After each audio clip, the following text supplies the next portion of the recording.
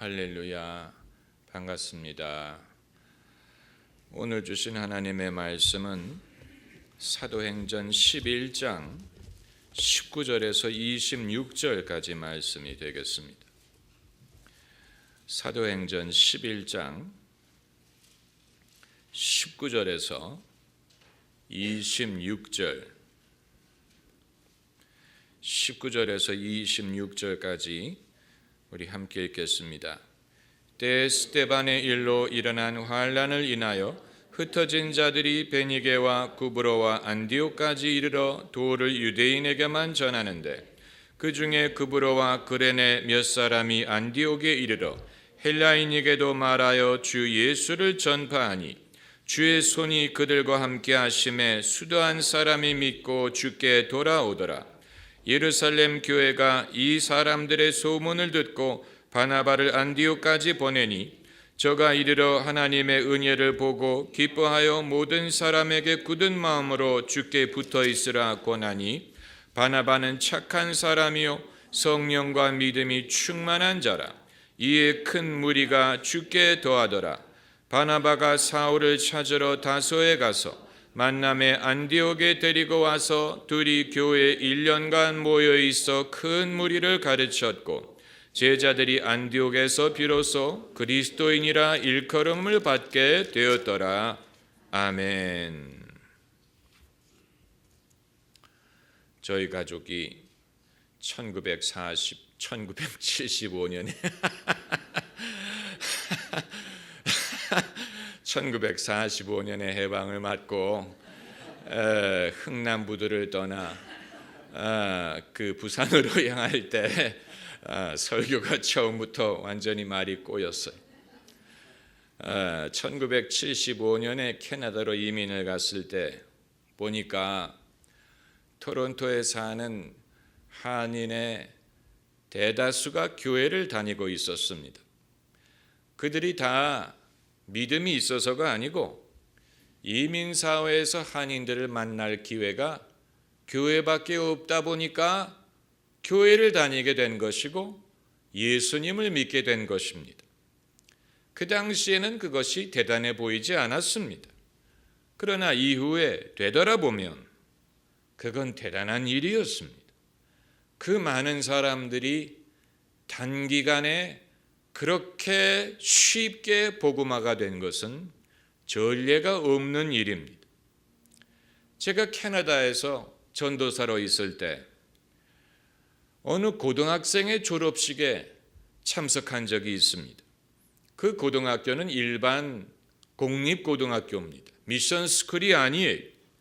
그럼에도 졸업 행사 때 인근의 갈보리 채플 목사님을 초청해서 그분이 졸업생들을 권면하고 기도해 주시는 것이었습니다.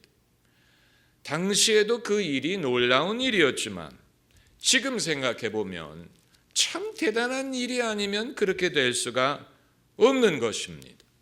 그 많은 학생들에게 목사님을 초청해서 하나님의 말씀으로 권면을 하고 기도를 해 주었다는 것은 이건 대단한 일이.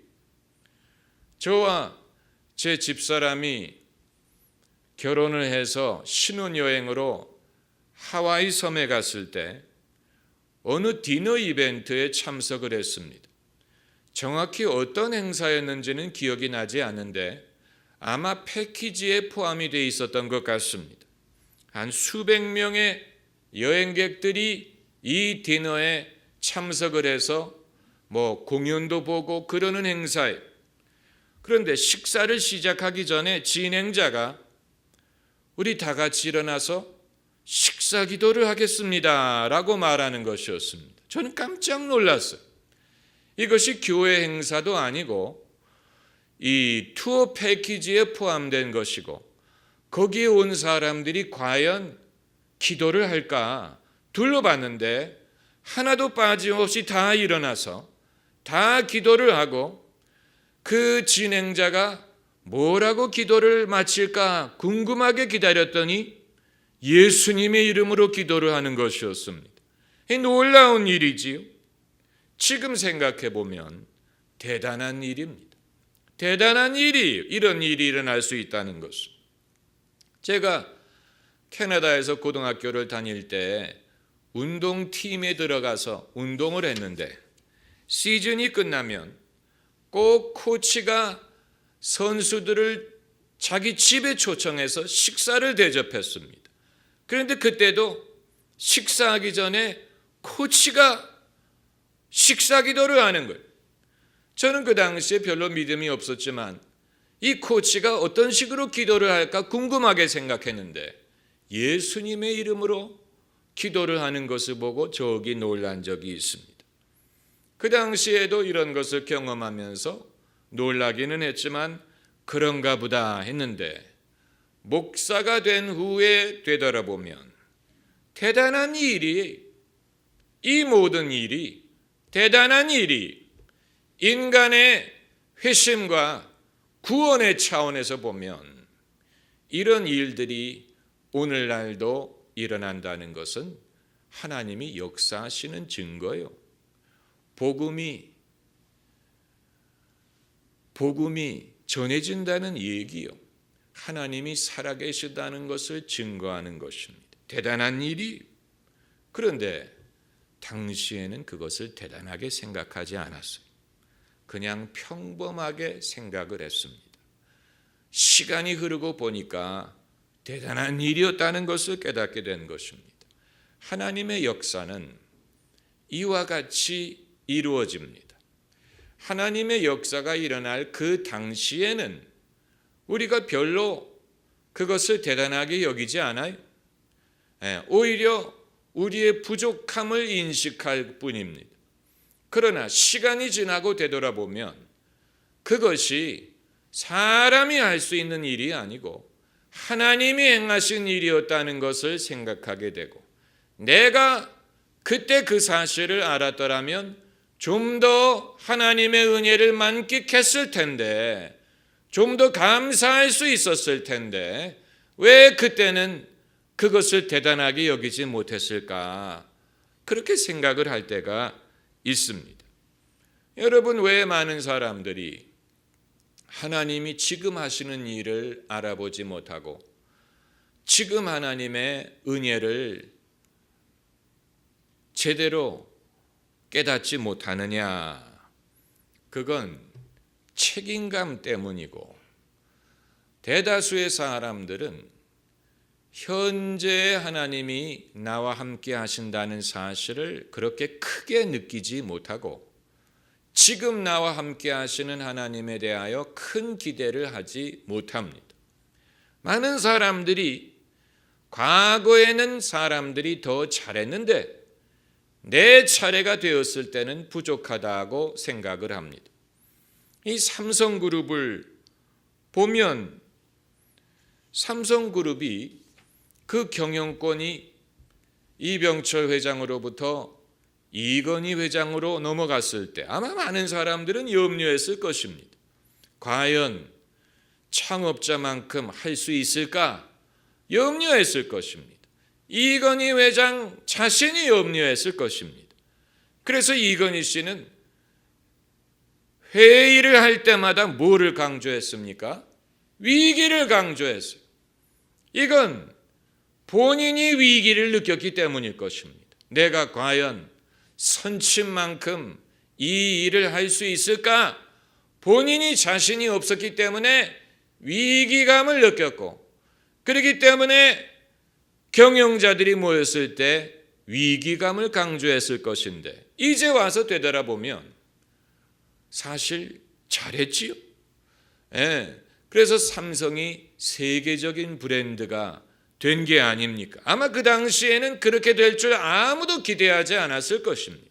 아무도 삼성이 만든 제품이 세계 어느 곳에 가든 그 나라 공항에 입국할 때 제일 잘 보이는 자리에 삼성전자의 광고가 있으리라고는 아무도 생각하지 않았을 것인데 그런 결과를 이루었고, 이제 경영권이 그 아들에게 넘어간 이후에 다시 똑같이 염려들을 하는 것입니다. 아마 본인도 염려할 것이고 주변 사람들도 염려하고 국민들도 염려하는데, 이것은 삼성뿐만이 아니고 기업체뿐만이 아니고 가정도 그렇고 교회도 그렇고 다 마찬가지. 어느 누구도 우리 아버지는 일을 못했지만 나는 더 잘할 자신이 있다 이렇게 생각하기보다는 내가 선친만큼 할 수 있을까? 과연 환경이 옛날처럼 좋을 수 있을까? 다 염려합니다. 모든 사람은 자기가 당번이 되었을 때 염려하기 때문에 자기의 가능성이라든가 또 자신을 통해서 이루어질 수 있는 일에 대해서 제대로 판단을 하지 못하는 경우가 많아요. 신앙도 마찬가지, 신앙적인 것도 마찬가지. 그렇기 때문에 지금 이 시대에 사람들이 한국의 교회에 대해서 말할 때 하나같이 염려하는 말을 하는 것입니다. 하나같이 염려하는 말, 경고하는 말을 하는데 하나님은 예나 지금이나 바뀌지 않았습니다. 똑같은 하나님이, 똑같은 성령이 우리 안에 계세요.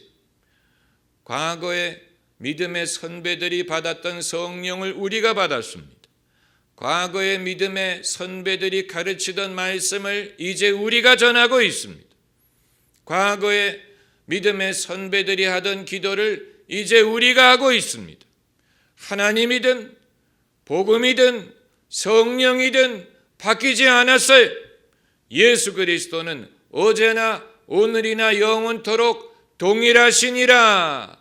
그렇기 때문에 기독교인들은 내가 당번이 된 지금 내가 과연 이전만큼 일을 잘할 수 있을까 염려하는 것은 필요할 수 있지만 나와 함께 하시는 하나님을 낮춰서 생각하면 안 되고 내게 있는 은혜를 멸시해서는 안 되고 지금 나를 통해 역사하실 하나님을 낮춰서 생각하면 안 됩니다.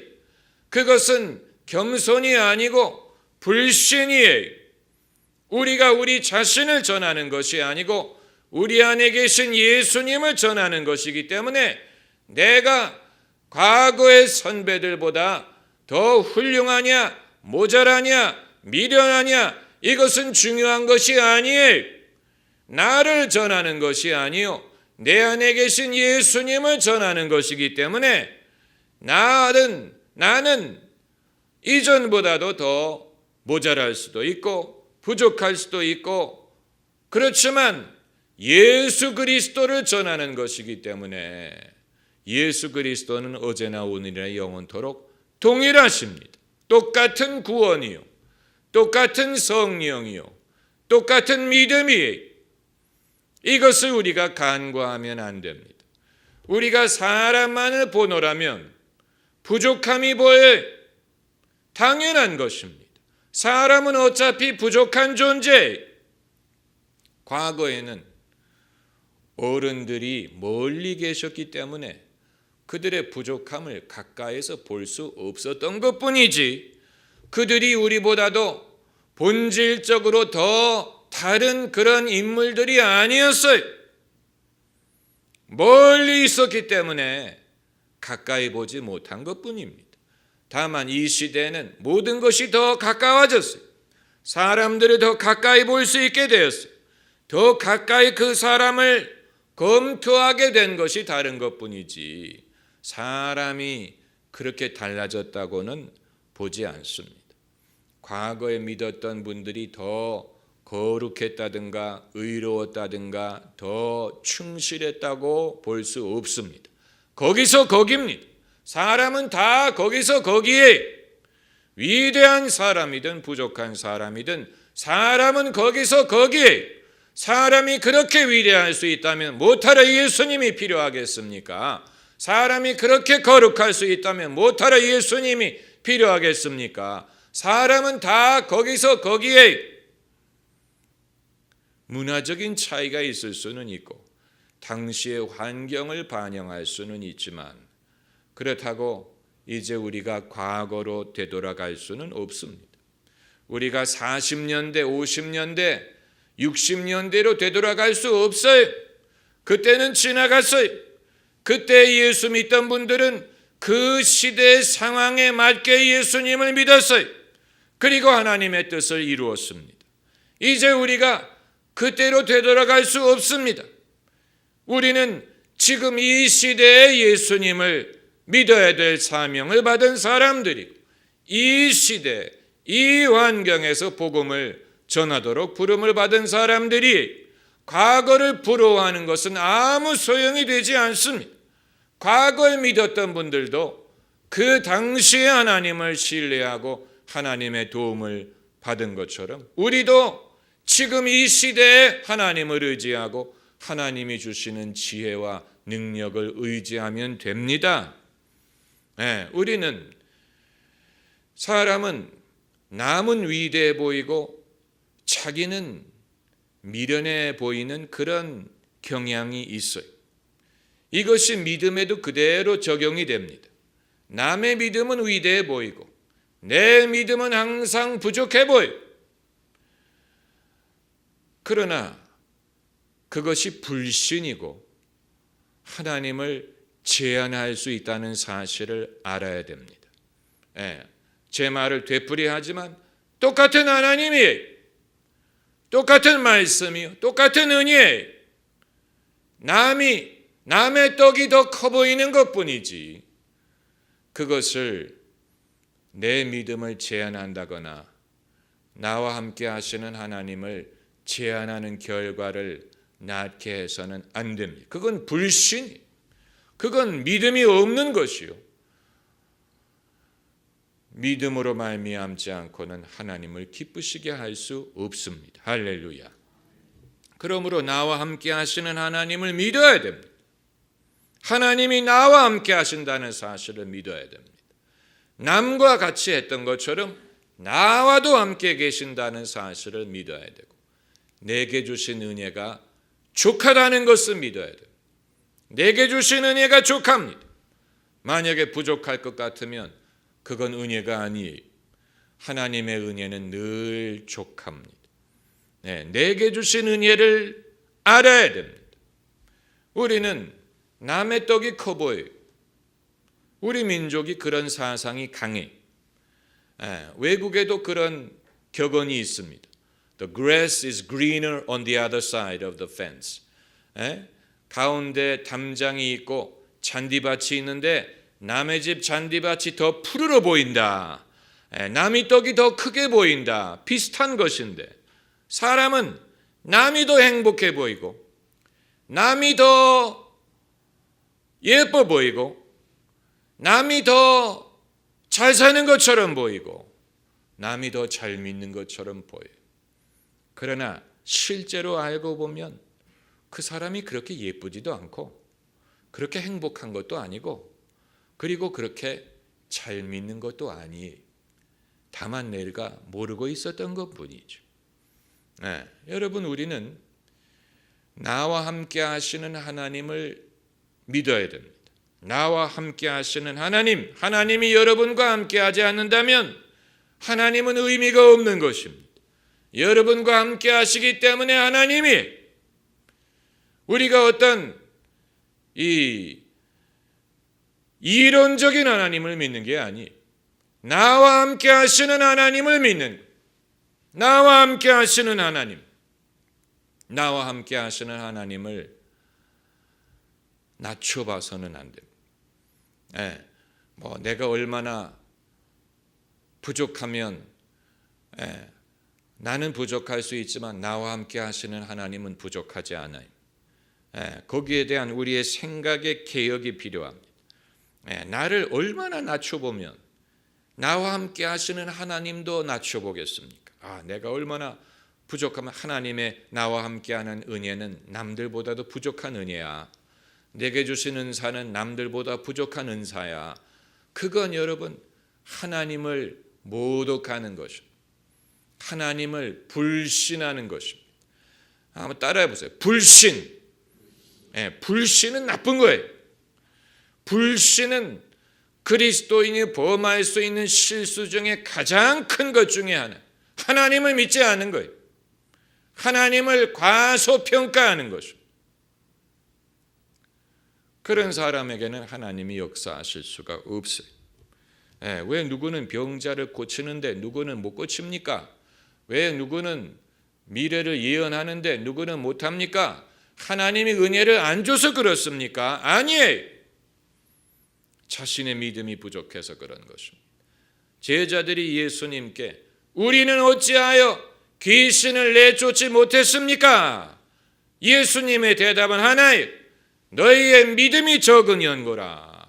다른 이유를 말씀하지 않았어요. 영빨이 부족하기 때문이라 하지 않았고, 은사가 없기 때문이라고 하지 않았어요. 은혜가 부족하기 때문이라고 하지 않았어요. 믿음이 적기 때문이다라고 말씀하셨어요. 그렇기 때문에 우리가 신앙의 훈련으로 반드시 배워야 하는 것 중에 하나가 어떻게 하면 믿음을 사용하느냐, 믿음을 사용하는 법을 배우는 거예요. 어떻게 하면 내 믿음을 사용하느냐를 배워야 돼. 내 믿음을 사용하는 법을 배워야 돼. 믿음이 있는 것이 중요한 것뿐만이 아니고 있는 믿음을 사용할 줄 알아야 돼. 사용하지 않는 믿음은 있어봤자 헛거예요. 무슨 소용이 있습니까? 사용을 해야죠. 그렇잖아요. 이 사람들이 돈이 아무리 많더라도 결코 살 이유가 없는 물건, 이런 인터넷에 보니까 그런 게 있던데, 사람이 아무리 돈이 많더라도 보석으로 장식한 TV는 사지 말아라.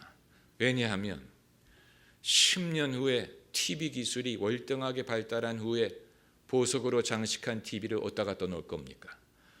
그걸 여전히 거실에 놓을 겁니까? 이제 보지도 못하는 TV 기술이 완전히. 또 하나, 다이아몬드로 장식한 스마트폰은 사지 말아라. 스마트폰 기술이 매해 바뀌는데 다이아몬드로 장식해가지고 언제까지 들고 다니려고? 내년이 되면 구식이 될 텐데 그 내년이 되면 쓰지 못할 스마트폰에다가 다이아몬드를 박아가지고 뭐에 쓸 겁니까? 아무리 돈이 많더라도. 그리고 또 하나, 고급 요트를 사지 말아라 그랬어요. 고급 요트. 부자들이 돈이 있으면 사고 싶은 것 중에 하나가 요트예요. 그런데 요트 주인들을 보면 1년에 몇 번이나 요트를 타느냐? 1년에 딱 한 번 타요. 여름에 휴가 갈 때 딱 한 번 타고 그리고 빠이빠이 하고 1년 동안 내버려 둡니다. 그럼 차라리 누구한테 빌려주든가 1년에 한 번밖에 안 탈 요트를 모타로 사가지고. 그리고 또 하나는 맨하탄의 차고. 맨하탄의 차고가 100만 불이래. 차고가. 맨하탄에 자기 차를 세울 수 있는 공간 하나를 사는데 100만 불. 그만큼 땅값이 비싸기 때문에. 그런데 맨하탄에 차고를 갖고 있어가지고 도대체 몇 번이나 차를 타려고 하는지는 모르겠지만 그것도 역시 돈을 허비하는 것이라 하는 것입니다. 그리고 또 하나는 방이 12개가 달려있는 호텔이래. 방이 12개. 과연 식구가 몇 명인지 모르겠는데 방이 12개가 딸린 호텔이 값이 얼마인지 잊어버렸어요. 값이 하룻밤 자는데 수억 원이. 그런데 요리사가 따라오고 그 방을 담당하는 그 직원이 따라와요. 이 지중해를 바라보는 이 욕실이 있어요. 그런데 여러분, 방이 12개면 밤에 2시간씩 나눠서 이 방에서 잤다가 저 방에서 잤다가 할 겁니까? 도대체 같이 여행하는 사람이 몇 명이나 되는데 방이 12개가 되는 호텔이 필요하냐? 아무리 돈이 많더라도 그건 쓸데없는 일이라는. 그리고 또 하나가 10만 불짜리 햄버거. 10만 불짜리 햄버거가 있어요. 햄버거. 그 햄버거에다가 도대체 햄버거에다 뭐를 넣는데 그게 10만 불이냐? 뭐 여러 가지 뭐 설명이 있더라고요. 무슨 뭐 고기가 무슨 고기고 무슨 소스를 쓰고 무슨 빵이고 뭐 그 접시에다가 또 뭐를 하고 뭐 그런데 햄버거가 햄버거지 무슨 10만 불까지 줘가면서 햄버거를 먹느냐 이런 식으로 사람들이 아무리 돈이 많더라도 결코 사서는 안 될 전혀 의미가 없는 그야말로 돈을 진흙에다가 버리는 것 같은 그런 이제 그런 그런 식으로 세상을 사는 사람들이 많습니다. 그런데 제가 왜 이 얘기를 시작했는지는 기억이 나지 않지만 사람들이 이처럼 그 상황 판단을 하지 못하고 가장 실수한 그리스도인이 가장 실수하는 것이 자기와 함께 하시는 하나님을 소홀히 여기는 것입니다. 자기와 함께 하시는 하나님을 과소평가하고 남들과는 함께 하시지만 나와는 함께 하시지 않을 거다. 나를 통해서는 역사하시지 않을 거다. 나와 함께 하시는 하나님은 그렇게 위대한 하나님이 아니다라고 생각을 하는 것 같아요. 하나님이 위대한 건 맞는데 나와 함께하는 하나님은 위대하지 않다고 생각하는. 왜? 내가 위대하지 않기 때문에, 내가 부족한 사람이기 때문에 나와 함께하는 하나님도 별로 대단하지 않을 것이다 라고 생각하는 경향이 있는데 여러분 그것처럼 큰 불신이 없습니다. 우리가 우리 자신을 믿는 게 아니에요. 복음의 내용이 내 자신의 스토리가 아니에요. 내가 얼마나 위대하냐를 말하는 게 아니에요. 우리를 구원하신 예수님을 증거하는 것이 복음이에요. 그렇기 때문에 내가 어떤 존재인가 하는 것은 그렇게 중요하지 않아요. 내가 어떤 존재인가 그건 중요하지 않아요. 중요한 것은 나 같은 죄인을 살리신 주 은혜가 놀랍다는 것입니다. 할렐루야. 그것을 우리가 전하는 것이고 거기에 우리의 메시지에 초점이 있는 것입니다. 나를 구원하신 예수님, 나와 함께 하시는 하나님, 내 안에 계신 성령님, 이것이 중요한 것이죠. 오늘 본문을 보면 안디옥의 성도들이 환란으로 흩어져서 안디옥에 가서 대부분의 사람들은 유대인들에게만 복음을 전하는데 그 중에 이 베니게와 구브로와 구레네 몇 사람이 이 사람들이 남들보다도 배짱이 있는 사람, 예루살렘 출신이 아니기 때문에 그들의 어떤 편견의 틀을 벗어버릴 수 있었던 것 같습니다. 문화적인 틀, 문화가 우리의 믿음과 우리의 영성에 씌워주는 그 틀이 있어요. 문화적인 한계, 나의 문화적인 배경, 이런 것이 우리의 믿음에 우리의 믿음을 제한합니다. 우리의 믿음에다가 철장을 덮습니다. 아무리 하나님을 믿더라도 내 분수를 알아야지. 이런 식으로 이게 문화적인 것입니다. 문화적인 것이기 때문에 우리가 그것을 눈치채지 못합니다. 내 삶의 일부라고 생각하는데 그게 아니고 문화가 나에게 씌워준 것입니다. 그렇기 때문에 예루살렘 출신은 안디옥에 갔을 때 유대인들 이후에게는 복음을 전할 생각을 하지 않았어요. 그러나 구브로와 구레네 사람만이 이방인에게 복음 전할 생각을 하는 거예요. 이게 생각의 틀을 깨는 거예요. 패러다임의 변화라는 것이 이런 것을 말하는 것입니다. 예수님이 온 천하를 다니며 만민에게 복음을 전파하라고 말씀하셨는데 대다수의 사람들에게는 온 천하에 다니며 유대인들에게만 복음을 전하려고 했는데 구브로는 사이프러스를 말하는 것입니다. 사이프러스 섬, 구브로와 구레네 몇 사람이 헬라인에게도 복음을 전했어요. 그들의 이름을 누가는 말하고 있지 않습니다. 무명 용사. 그러나 이 무명의 성도들이 기독교의 역사를 바꿔놓았습니다. 아주 중요한 것이 이 평범한 사람들의 역할을 우리가 간과해서는 안 됩니다. 업신여겨서는 안 돼요. 이 한국 교회 성도들이 처음에 어떤 계기로 교회를 나오게 됐느냐를 조사를 해봤더니 월등하게 많은 숫자의 성도들이 주위 사람의 권유로 나오게 되었다고 답변했어요. 주위 사람의 권유.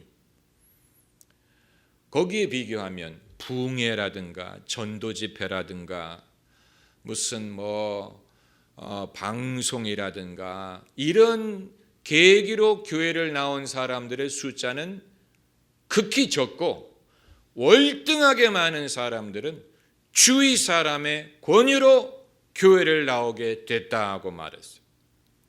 노방전도로 교회를 나왔다는 사람이 제일 적었어요. 그건 무엇을 보여주느냐? 일반 성도들의 역할이 엄청나게 중요하다는 것입니다.